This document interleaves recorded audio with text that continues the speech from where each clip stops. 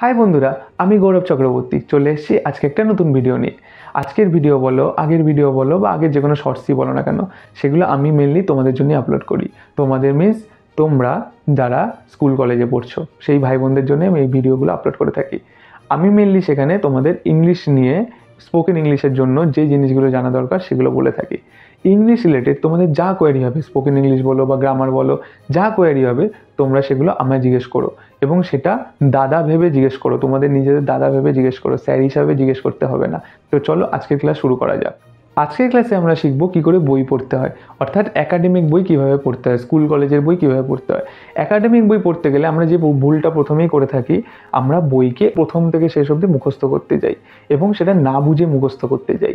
এখানেই আমাদের ভুলটা হয়ে যায়। দেখো, পরীক্ষায় নাম্বার পেতে গেলে তো মুখস্থ করতেই হবে, তাছাড়া কোনো উপায় নেই, আমাদের স্টাডি সিস্টেমটাই এরম। তাহলে বুঝে মুখস্থ করো, না বুঝে মুখস্থ করো না। দেখো, এখানে আমি কিছু প্রসেস লিখেছি, এই প্রসেসগুলো ধরে যদি তুমি একটা বই পড়তে পারো, একাডেমিক বই পড়তে পারো, দেখবে মুখস্থ করা তোমার কাছে অনেক ইজি হয়ে যাবে।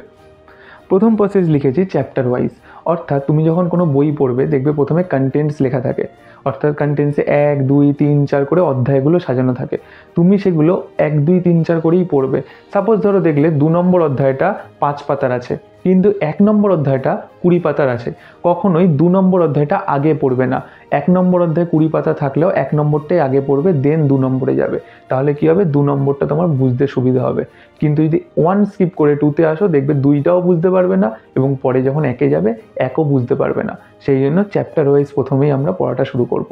পরের প্রসেসটা হচ্ছে প্রতিটা পৃষ্ঠা, অর্থাৎ তুমি যখন কোনো অধ্যায় পড়ছো, প্রথম অধ্যায় যখন পড়ছো, তখন ওই অধ্যায়ে প্রতিটা পৃষ্ঠা একটু ক্যাজুয়ালি ফার্স্টে দেখে নেবে। ওদের প্র্যাকটিক্যালি আমি ধরো বোঝাচ্ছি, এটা একটা গ্রামার বই, ফার্স্ট অধ্যায়টা হচ্ছে সেন্টেন্স কনস্ট্রাকশন। তো কীভাবে সেটা দেখবে, দেখলে ওকে প্রথমে ওল্ড ভিউ নিয়ে বলেছে, ঠিক আছে, তারপর ফরমেশন অফ সেন্টেন্স নিয়ে বলেছে, তারপর সাবজেক্ট প্রেডিকেট নিয়ে, তারপর কাইন্ডস অফ সেন্টেন্স। এইভাবে প্রতিটা পৃষ্ঠা একবার শুরুতে দেখে নেবে। তাতে কি হয়ে যায়, তুমি ওই অধ্যায়টা নিয়ে পুরো ওভারভিউ একবারে পেয়ে গেলে। এর পরের প্রসেসটা কি, পরের প্রসেস দেখো 3 নম্বর বোল্ড ফরম্যাট। অর্থাৎ তুমি যখন কোনো অধ্যায় পড়বে, দেখবে সেই অধ্যায়তে অনেক জায়গায় কালো কালি দিয়ে ডিপ করে লেখা থাকবে। সেই কালো কালি দিয়ে ডিপ করে লেখা থাকা জায়গাগুলো কিন্তু একটু ভালো করে চোখ বুলিয়ে নিও। ওগুলোকে আমি বলছি বোল্ড ফরম্যাট। কালো কালি দিয়ে নাও থাকতে পারে, আজকালকার দিনের বইতে দেখি লাল নীল দিয়ে বক্স করা থাকে। ওই বক্সগুলো বা মোটা হরফে লেখাগুলো সবসময় একটু ভালো করে চোখ বুলিয়ে নিও। ভালো করে মিন্স একবার একটু রিডিং অন্তত পড়ে নিও। বোল্ড ফরম্যাটগুলোর ওপরেই কিন্তু চ্যাপ্টারের বেস দাঁড়িয়ে থাকে। তুমি বোল্ড ফরম্যাট যদি ঠিক করে পড়ো, দেন চ্যাপ্টারটা অনেকটা তোমার কাছে বোঝাটা ইজি হয়ে যাবে। এরপর হচ্ছে 4 নম্বর, অর্থাৎ অনুশীলনী। এটা হচ্ছে সব দিয়ে ভাইটাল পার্ট। অর্থাৎ তুমি যখন এই চ্যাপ্টার ওয়াইজ যা আগাচ্ছ, প্রতিটা পৃষ্ঠা পড়ছো, বোল্ড ফরম্যাটগুলো পড়ছো, এই কটা করার মাধ্যমে তুমি কিন্তু একটা চ্যাপ্টার নিয়ে অলরেডি অবগত হয়ে গেলে। এবার অনুশীলনীতে চলে যাও। অনুশীলনীতে গেলে তুমি প্রশ্ন পেয়ে যাচ্ছ, সেই প্রশ্নগুলোর উত্তর তুমি এবার চ্যাপ্টারের ভেতরে গিয়ে খোঁজো। তাহলে কি হবে, তুমি ওই চ্যাপ্টার থেকে কী ধরনের প্রশ্ন আসতে পারে তুমি কিন্তু সেটা বুঝে গেলে। অর্থাৎ তোমার চ্যাপ্টারের ওপর পুরো গ্রিপ কিন্তু এবার চলে এলো। সেই জন্যই হচ্ছে অনুশীলনী হচ্ছে সব দিয়ে ভাইটাল জিনিস, যেটা তোমায় অবশ্যই করতে হবে বোল্ড ফরম্যাট পড়ার পরে। 5 নম্বর হচ্ছে পুরো অধ্যায়। এই 2 থেকে 4 যে করলে, 2 থেকে 4 করার ফলে তোমার কিন্তু চ্যাপ্টারের ওপর ফুল গ্রিপিংস চলে এলো। এবার তুমি পুরো অধ্যায়টা মুখস্থ করতে যাও, দেখবে অনেক তাড়াতাড়ি মুখস্থ হবে। চলো এবার তোমাদের যা বললাম সেটা সাম আপ করে দিই। প্রথমে তো চ্যাপ্টার ওয়াইজ নামছো, এবার হচ্ছে প্রতিটা পৃষ্ঠা, অর্থাৎ একটা অধ্যায়ের প্রতিটা পৃষ্ঠা দেখতে আমি ধরে নিলাম তোমার ম্যাক্সিমাম 5 মিনিট সময় লাগবে। তারপর হচ্ছে বোল্ড ফরম্যাট।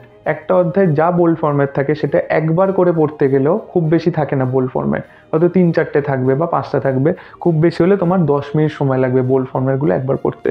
তাহলে এখানে 5, এখানে 10, অর্থাৎ 15 মিনিট দিলে। তারপর অনুশীলনী থেকে তুমি চ্যাপ্টারের ভেতরে গিয়ে খুঁজতে ম্যাক্সিমাম হয়তো তোমার 15 মিনিট লাগবে। তো 5, 10, 15 অর্থাৎ 30 মিনিট দেওয়ায় তোমার একটা অধ্যায় মুখস্থ হতে আগে যা সময় লাগতো এখন তার হাফ লাগবে। সেই জন্যই এই 30 মিনিট দেওয়া খুব ভাইটাল একটা চ্যাপ্টারকে। কি প্রসেসটা ভালো না? এই প্রসেসে যদি তুমি মুখস্থ করো তাহলে কি হবে, অনেক সহজে তোমার মুখস্থ হয়ে যাবে।